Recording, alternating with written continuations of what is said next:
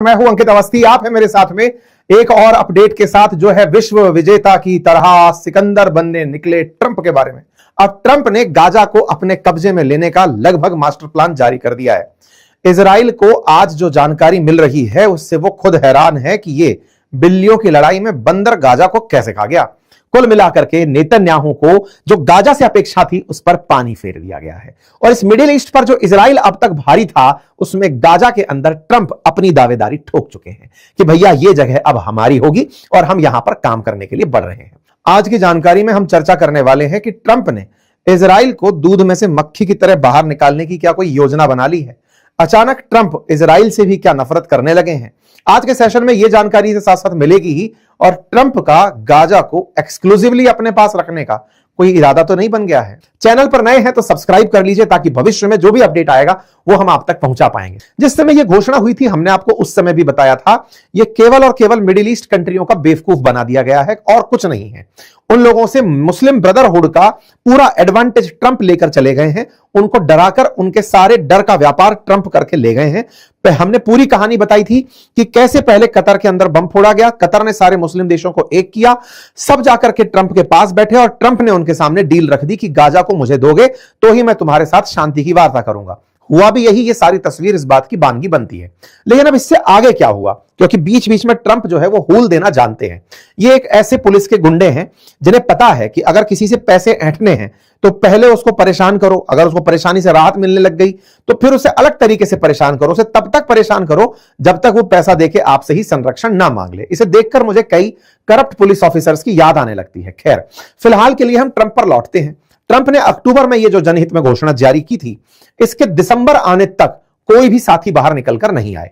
Trump ने जो कहा था कि हम इंटरनेशनल फोर्स बनाएंगे, उस फोर्स के अंदर भी कोई देश सामने निकलकर नहीं आया।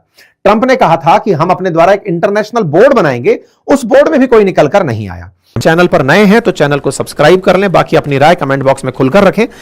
गुजारिश बस यही रहेगी कि आप जितना संभव हो अपने साथियों के साथ इस सेशन को साझा करें। इतनी एनर्जी आपके साथ खर्च करते हैं, मर्जी आपकी है। चलिए, ट्रंप ने दिसंबर में इस पूरे कार्यक्रम को उठाया और एक ठंडे बस्ते में डाल दिया। अब निकले वो विश्व विजय की तरफ।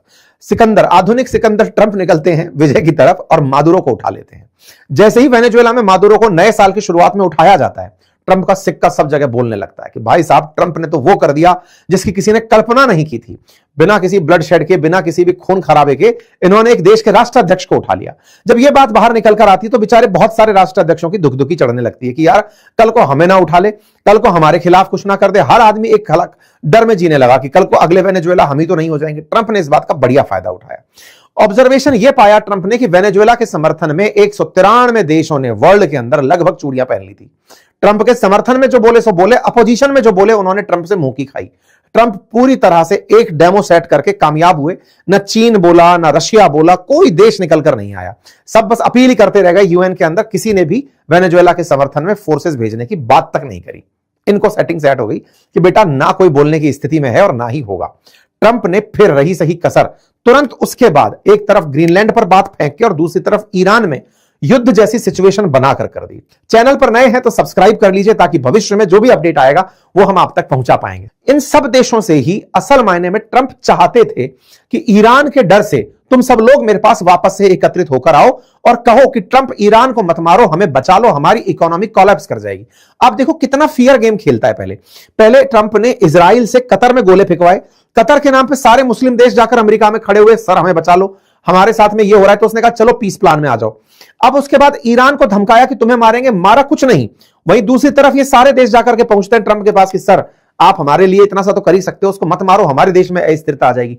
बोले ठीक है, अगर तुम्हारा ऐसा प्लान है तो मैं पीछे हटने को तैयार हूं, लेकिन बदले में सुनो, मैं पीस प्लान लेकर आ रहा हूं, चलकर आना पड़ेगा। पीस प्लान है क्या?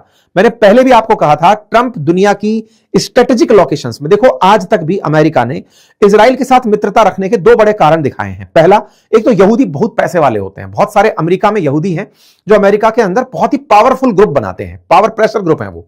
दूसरा क्या है कि इजराइल की लोकेशन जो है ना मिडिल ईस्ट में, वो वहां है जहां से वो पूरे मिडिल ईस्ट पर कंट्रोल कर पाता है अमेरिका। मतलब एक्सटेंडेड इजराइल अमेरिका कहा जा सकता है इजराइल को। इजराइल के पास में गाजा है। अमेरिका कितना भी इजराइल को पसंद करता हो, लेकिन उसे खुद का भी अपना एक लोकेशन चाहिए। ट्रंप पहले भी बात ही बातों में कह चुके थे कि गाजा में मैं ट्रंप सिटी बसाऊंगा, मेरे ट्रंप टावर होंगे जहां से मैं ऑपरेट करूंगा, वो मिडिल ईस्ट के अंदर मेडिटेरेनियन सी के किनारे अपनी एक जगह होगी जहां से मैं सब जगह राज करूंगा। तो वो जो गाजा को लेकर उनकी प्लानिंग है ना, वो प्लानिंग अब धीरे धीरे बाहर आने लगी। ट्रंप के पास ये सभी लोग पहुंचे कि सर थोड़ा सा सेटलमेंट करिए। ट्रंप ने कहा ठीक है कर लेंगे, अगर आप लोग चाहते हो कि मैं ईरान के साथ अपना एस्केलेशन रोक दूं, आ जाओ पीस प्लान को लेकर। भाई साहब इस आदमी ने तुरंत, मतलब इधर की तरफ संघर्ष चल रहा है, 15 तारीख के दिन तो अनाउंसमेंट कर दिया कि member of board will be announced shortly. मतलब पिछले महीने तक 6 आदमी नहीं थे, अब 60 आदमी होने जा रहे हैं। इसने भाई साहब 60 आदमियों के लिए लिस्ट भेज दी कि 60 आदमियों को मैंने वो भेजा है इनविटेशन बोर्ड ऑफ पीस में शामिल होने के लिए। चूंकि अब तो इनका सिक्का चल रहा है, इधर ग्रीनलैंड को धमकाए फिरे हैं, मादुरो को अपने पास बंधक बनाए फिरे हैं, ईरान के चलते मिडिल ईस्ट के सब देश खामखा सामने खड़े हैं कि सर प्लीज बचा लीजिए। इनके हौसले एकदम बढ़े हुए हैं। इन्होंने कहा कि आओ बेटा, अब तुम्हें board of piece of board जो बनाया जा रहा है, मेंबर ऑफ बोर्ड के अंदर आप लोग शामिल होइए। इसके लिए बकायदा व्हाइट हाउस की तरफ से एक अनाउंसमेंट आता है।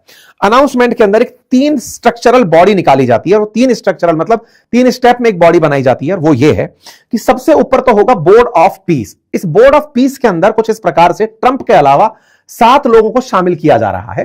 ट्रंप इसके अंदर पूरी तरह से हेड करेंगे बोर्ड ऑफ पीस को। मैं पीस ऑफ बोर्ड बोल रहा हूं बार बार, बोर्ड ऑफ पीस है ना। तो जो बोर्ड ऑफ पीस है, इसके अंदर US secretary Marco Rubio, Steve Witkoff जिसने समझौता करवाया था, जेरेड कुशनर इनके दामाद, टॉनी ब्लेयर यूके के पूर्व प्रधानमंत्री, मार्क रोवन ये यूएस के एक बहुत बड़े अमीर आदमी हैं, अजय बांगा वर्ल्ड बैंक के प्रेसिडेंट हैं जो कि अमेरिकन है और वहीं पर मेंटेन करते हैं, रॉबर्ट गैब्रियल ये ट्रंप के काफी करीबी माने जाते हैं। तो ट्रंप और ट्रंप के करीबियों का एक समूह जिसे बनाया गया है बोर्ड ऑफ पीस। ये क्या काम करेगा? सबसे ऊपर गवर्न करेगा गाजा में शांति कैसे आएगी। बड़ा इंटरेस्टिंग मामला है। असल में फिलिस्तीन 2 ही जगह बचा है, एक वेस्ट बैंक में और एक गाजा में। वेस्ट बैंक के अंदर फतह का शासन चलता है, गाजा के अंदर हमास का शासन चलता है। तो इंटरनेशनली दिखाया क्या जाता है कि हम फिलिस्तीनियों को मौका दे रहे हैं। असल मायने में वेस्ट बैंक के जो लोग हैं ना, वो प्रो वेस्ट हैं। प्रो वेस्ट मतलब अमेरिका के सहयोगी तरह से माने जाते हैं। तो वेस्ट बैंक थोड़ा सा ज्यादा मॉडरेट माना जाता है, लिबरल माना जाता है। वहां से बहुत सारे लोग अमेरिका हितैषी बन के अमेरिका में बैठे हुए हैं, अमेरिका के समर्थन में बातें करते हैं। उनमें से ये एक आदमी को उठा लाए, बस उसके पास नाम का फिलिस्तीन है, उसके अंडर में 12 लोगों का नाम दे दिया कि तुम लोग चलकर गाजा को बसाओ। और इसमें एक मेजर जनरल है जिसका नाम है सामी नस्मान, जिससे पूरी तरह से हमास नफरत करता है। उसको मेजर जनरल बनाकर कहा गया है कि गाजा की पुलिस व्यवस्था अब तुम्हारे हाथ में होगी। तो एक तरीके से फिलिस्तीन का जो वेस्ट बैंक वाला एरिया है और गाजा के जो विस्थापित हैं जो अमेरिका का साथ चाहते हैं, उनका एक नेतृत्व से समूह बनाया गया और उस समूह का कहा गया कि तुम गाजा के पुनर्विकास के लिए काम करोगे। और पुनर्विकास के लिए काम करने वाले लोग जो हैं वो national committee for administration of Gaza में होंगे। लोकल से लोकल पर शासन कराया जाएगा। अगर ज्यादा दूर नहीं जाना तो इतिहास में चलिए, भारत पर भी राज करने के लिए अंग्रेजों ने पूंजी जो यहां कर वो थे जमींदार जो लोग थे हमारे देश के अंदर, उन्हें हम पर शासन करने के लिए बिठाया था। जमींदारों से कहा था कि तुम अंग्रेजों को रिपोर्ट करोगे, अंग्रेज सीधा वसूली नहीं करेंगे। यह जमींदारी प्रथा भारत में अपनाई गई थी। अमेरिका बिल्कुल वैसे ही गाजा के जो लोग हैं उनसे यह काम करवा रहा है और इसमें national committee for administration of Gaza बनाई गई है। और इसको गाइड करने के लिए एग्जीक्यूटिव बोर्ड बनाया गया जो पूरी तरह विदेशी है। आप अगर ऑब्जर्व करें तो इसमें कहीं पर भी इजरायली नहीं नाम दिखाई देता। एक इजरायली है जिसका नाम है याकिर गैबे, जो इजराइल का एक बिलियनियर है, जो इस पूरे की पूरे सिस्टम में दिखाई पड़ रहा है। कहानी ध्यान से समझिए। बोर्ड ऑफ पीस बनाने की बात हुई थी शुरुआत में और आईएसएफ बनाने की बात हुई थी। कल परसों जो इन्होंने व्हाइट हाउस ने आदेश जारी किया उसमें गाजा एग्जीक्यूटिव बोर्ड अनाउंस हो जाता है जो इजराइल को बताया ही नहीं गया था, और national committee for administration of Gaza के लोग अनाउंस हो जाते हैं जो इजराइल को नहीं बताए गए थे। मतलब एक प्रकार से यह समझिए कि इजराइलियों के बिना अमेरिका ने गाजा के ऊपर शासन करने की व्यवस्था दे दी और एक अमीर आदमी को बस इजराइल के इसके अंदर शामिल किया गया। बाकी सफाई करी इजराइल ने गाजा की और यहां पर आकर के बांद्रा बैठ गया जिसका नाम ट्रंप है। मैंने पहले भी आपसे कहा था 2 बिल्लियों की लड़ाई में बंदर रोटी लेकर खा रहा है, वो यहां पर फिर से देखने को मिला। भाई साहब अली शाह तो सीट पर बैठ भी गए, गाजा के लिए इन्होंने प्लान बनाना शुरू भी कर दिया कि सर हम इस तरह से आर्थिक के अंदर ये काम करेगा, कृषि में ये, स्वास्थ्य में ये, इस तरह से उन्होंने पूरी टीम जारी कर दी। गाजा का एग्जीक्यूटिव बोर्ड बनकर आ गया और उस एग्जीक्यूटिव बोर्ड में तुर्की है, कतर है, मिस्र है, इजराइल का एक आदमी है, यूएई है। असल में गाजा चाहता कौन था? इजराइल ही चाहता था ना। गाजा लेने की जो असली प्लानिंग थी वो तो नेतन्याहू की थी। नेतन्याहू चाहते थे कि गाजा अब इजराइल का होगा। जिस तरह से उन्होंने पूरा की पूरा पहले फिलिस्तीन से इजराइल निकाल लिया, अब वो गाजा को भी फाइनली लेना चाहते थे, वहां पर आकर के अब नेतन्याहू वो ट्रंप बैठ गए हैं। यहां पर फाउंडिंग एग्जीक्यूटिव बोर्ड के अंदर ट्रंप और ट्रंप के साथी, और इसके अंदर गाजा एग्जीक्यूटिव बोर्ड के अंदर इन्होंने और दुनिया के कुछ चुनिंदा लोगों को शामिल किया। ये जो ग्लोबल लीडर्स है ना, इसमें 60 देशों को निमंत्रण भेजा गया है। ये जो 60 देशों को निमंत्रण भेजा गया है ना, उसमें भारत का भी निमंत्रण है।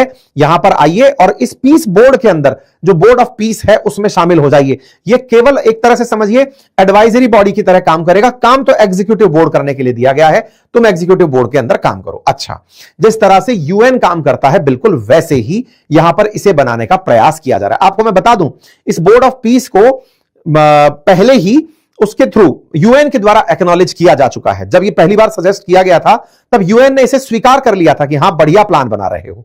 ट्रंप के उसी से हौसले बढ़े हुए हैं और उन्होंने दुनिया भर के लीडर्स को, जैसे आपके सामने अर्जेंटीना का नाम आ रहा है, जॉर्डन का नाम आ रहा है, टर्की का नाम आ रहा है, ऑस्ट्रेलिया का नाम आ रहा है, कनाडा का नाम आ रहा है, हंगरी का नाम आ रहा है, तमाम देशों के पास में इन्होंने अपनी तरफ से, कजाकिस्तान का नाम आ रहा है, सबके पास इन्होंने इस बोर्ड ऑफ पीस में शामिल होने का न्योता भेज दिया। ये तमाम वो देश हैं जिनको ट्रंप ने न्योता भेजा कि आओ बोर्ड ऑफ पीस में शामिल हो जाओ, जिसमें पाकिस्तान भी शामिल है।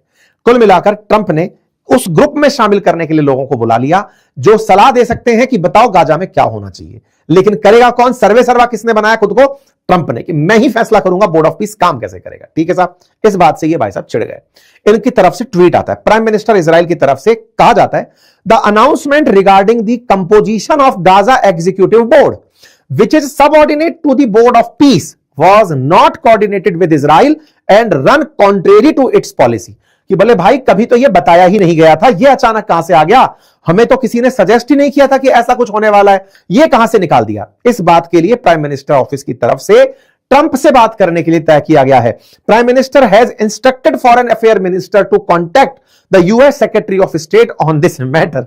इजराइल के साथ भी धप्पा बोल दिया इस आदमी ने। ऐसा कोई सगा नहीं जिसे इसने ठगा नहीं।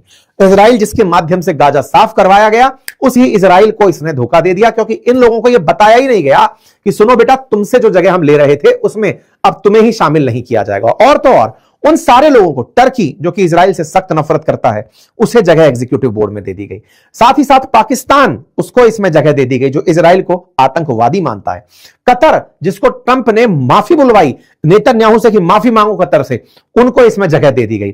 चैनल पर नए हैं तो सब्सक्राइब कर लीजिए ताकि भविष्य में जो भी अपडेट आएगा वो हम आप तक पहुंचा पाएंगे। कुल मिलाकर के नेतन्याहू को जो गाजा से अपेक्षा थी उस पर पानी फेर दिया गया है। और इस मिडिल ईस्ट पर जो इजराइल अब तक भारी था, उसमें गाजा के अंदर ट्रंप अपनी दावेदारी ठोक चुके हैं कि भैया ये जगह अब हमारी होगी और हम यहां पर काम करने के लिए बढ़ रहे हैं। बड़ा सवाल बनता है कि भाई ऐसा क्या हो रहा है? वर्ल्ड लीडर्स इतना कॉशियस क्यों हो रहे हैं ट्रंप के इस प्लान में एंट्री करने से? बोर्ड ऑफ पीस में जाना क्यों नहीं चाहते? आंसर तलाशने निकलते हैं तो चर्चा पता चलती है कि असल मायने में ट्रंप गाजा के नाम पर यूएन के पैरेलल एक संस्था खड़ा करना चाहते हैं। यूएन को वो अप्रासंगिक दिखाना चाहते हैं। वो दिखाना चाहते हैं कि रशिया यूक्रेन युद्ध को यूएन नहीं रुकवा पाया, लेकिन अमेरिका चाहे तो रुकवा सकता है। वो दिखाना चाहते हैं कि इजराइल गाजा युद्ध को यूएन नहीं रुकवा पाया, अमेरिका रुकवाया। भारत पाकिस्तान युद्ध को यूएन नहीं, अमेरिका रुकवाया। हर जगह दुनिया में जो वो 8 युद्ध रुकवाने का नाम लेते हैं, वो असल में कहना यही चाहते हैं कि यूएन के अंदर बैठे हुए परमानेंट 5 मेंबर्स का कोई महत्व नहीं है, क्योंकि ट्रंप असल में अब फ्रांस से, ब्रिटेन से तो नफरत करना शुरू कर ही चुके हैं और कट्टर विरोधी चीन और अमेरिका, चीन और रशिया वहां बैठे हैं। तो जब पूरी दुनिया में केवल एक ही राजा बचा है तो वो औरों के सहयोग से यूएनएससी जैसी संस्था बनाकर क्यों झेले? वो चाहेगा कि उसके समर्थक आए और वो अपना एक, जैसे अभी इसका नाम बोर्ड ऑफ पीस है, ये बोर्ड ऑफ पीस गाजा के लिए काम कर रहा है। हो सकता है अंतरराष्ट्रीय स्तर पर यूनाइटेड नेशंस की तरह बोर्ड ऑफ पीस का ही नाम अब ग्लोबल बॉडी के रूप में एक्सेप्ट किया जाए, क्योंकि ट्रंप ने हाल ही में जैसे 66 संगठनों से अमेरिका को बाहर निकाला है, जिनमें से आधे यूएन के संगठन थे जिससे अमेरिका बाहर निकल गया। यह दर्शाता है कि शांति स्थापित करना केवल अमेरिका के हाथ में है। ये सारे देश जो यहां बैठे हैं ये कुछ नहीं कर सकते। वेनेजुएला के नाम पर भी ये ताली पीटते रह गए, ईरान के नाम पर ये कुछ कर नहीं पाए। तो इस संगठन का रहने का मतलब क्या है? जब फैसले ही अमेरिका करता है तो आओ और मेरे ग्रुप में शामिल हो जाओ। हम क्या करें? हमारे जैसे देश डरे हुए इस बात पर हैं कि ये खुरपाती आइडिया जो है ये केवल ट्रंप का है और ट्रंप इस बोर्ड ऑफ पीस के आजीवन प्रेसिडेंट रहना चाहते हैं। भारत जैसे देशों को डर यह है कि यूएन का तो एक मैंडेट है जिसको वर्ल्ड एक्नॉलेज करता है। ट्रंप की बात पर भरोसा कौन करे? 2 साल बाद सत्ता बदल जाएगी अमेरिका में नए राष्ट्रपति आएंगे, वो वापस से यूएन भागेंगे। ऐसे में इसके साथ में पूरा डिप्लोमेटिक मजाक बनकर रह जाएगा। ऐसे में यूएन के स्थान पर अमेरिकी पहल के अंदर ज्वाइन करने से दुनिया भर के देश फिलहाल डर रहे हैं। वो यहां पर गाजा में शांति चाहते हैं, ये तो सच है, लेकिन कहीं इस गाजा की शांति के नाम पर अमेरिका को और हवा ना दे दे, 60 देश शामिल होकर के यूएन के पैरेलल एक और संगठन को खड़ा ना कर दे, इस वजह से अभी तक कोई भी रिएक्शन देने से डर रहा है। लेकिन ट्रंप तो ट्रंप है, निकले हुए हैं अपनी जिद पर, चाहते हैं कि मैं पूरी दुनिया से कहलवा दूं कि हां, केवल ट्रंप ही इस दुनिया के लिए बचे हैं। बाकी आप लोग इस विषय पर क्या सोचते हैं, अपनी राय जरूर दीजिए। क्या आपको भी लगता है कि इजराइल के बहाने अमेरिका ने दुनिया के सामने एक ऐसा दांव फेंक दिया है बोर्ड ऑफ पीस के नाम पर, जो यूएन को खा जाएगा? अगर आप भी इस बात पर थोड़ा सा यकीन रखते हैं, अदरवाइज इससे कुछ और थॉट रखते हैं, कमेंट बॉक्स में अपनी राय जरूर दीजिएगा। चैनल पर नए हैं तो सब्सक्राइब कर लीजिए, ताकि भविष्य में जो भी अपडेट आएगा वो हम आप तक पहुंचा पाएंगे। फिलहाल के लिए इतना ही। अपना ख्याल रखें। बहुत बहुत धन्यवाद।